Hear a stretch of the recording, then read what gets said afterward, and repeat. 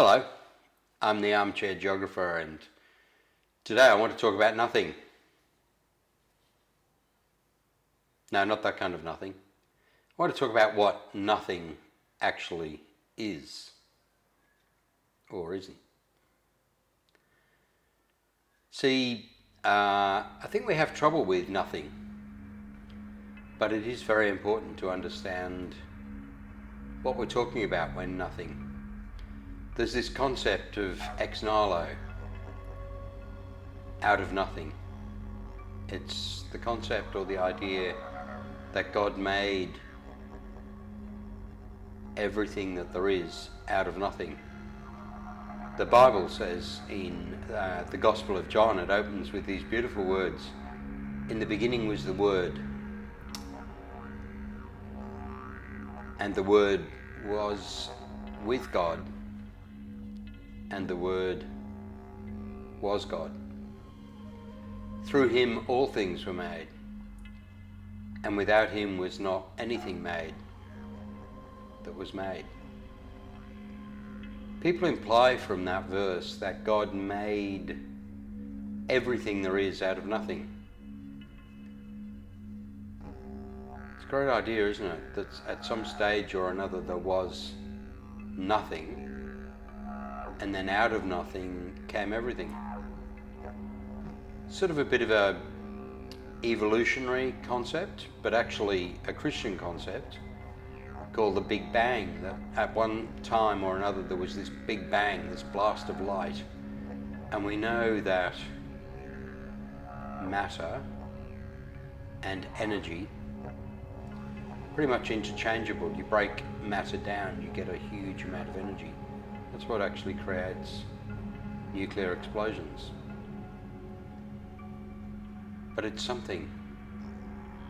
Let's go back to that idea of what is nothing. Perhaps it's out of space, but space isn't nothing. Space is space. There's no air there. There's no matter there that we know of or that we can feel. But it's not nothing. Space has dimensions.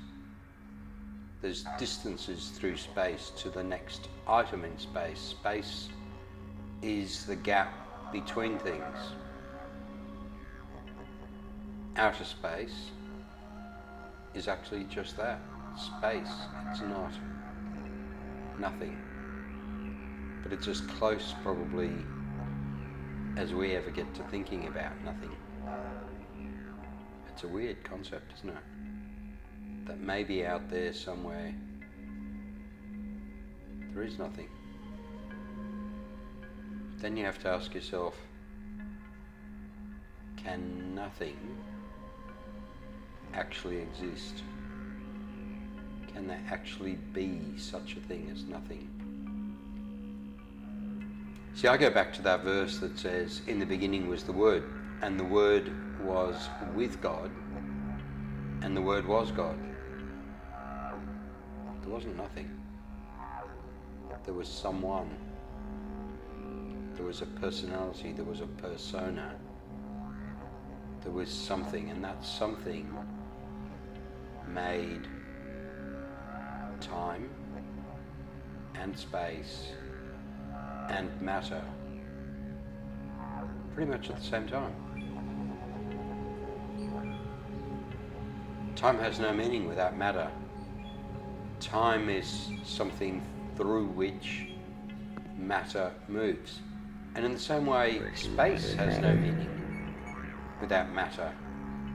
Space is the shape, the height, length, breadth within which matter exists. And matter can't exist without space and time. So matter, space, and time had to come into existence at exactly the same moment. It's very difficult to imagine one without the other. You can't have height and length and breadth, that is space, without matter, it's meaningless. And without time, it's really the fourth dimension, isn't it? Matter moves through space in time, and it exists in space in terms of three dimensions: height, width, and length. Matter has to exist in time.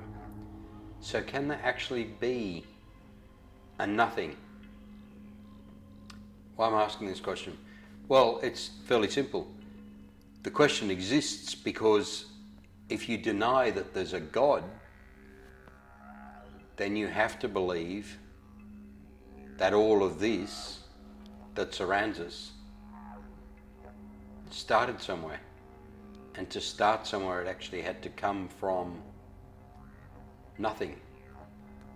That is, matter and space and time had a beginning.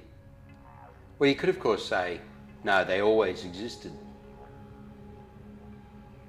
But in the same way that space can't be absolutely infinite, or can it? Is space so infinite that it just goes on and on and on forever? Does it not have an edge? Does it not have a place at which you come to a time and you've got to the edge of creation, really? Oh, it's huge. I get that. It's absolutely gigantic. It seems to go on forever and ever and ever, and light seems to have taken huge amounts of time to get to us from the outer reaches of space, and perhaps some light hasn't even reached us yet. Hasn't even reached us yet. Perhaps some light hasn't got here that started out at the very beginning of time. But even if you say the very beginning of time was hundreds of billions of years ago, even trillions of years ago, and space is so huge that it can take trillions of years for that light to actually go somewhere, it still has to go somewhere. It still has to start somewhere and finish somewhere.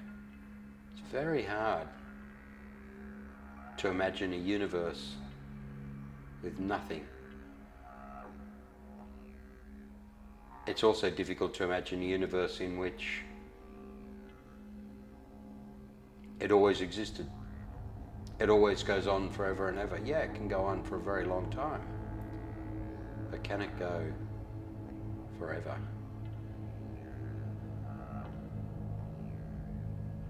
Think about it.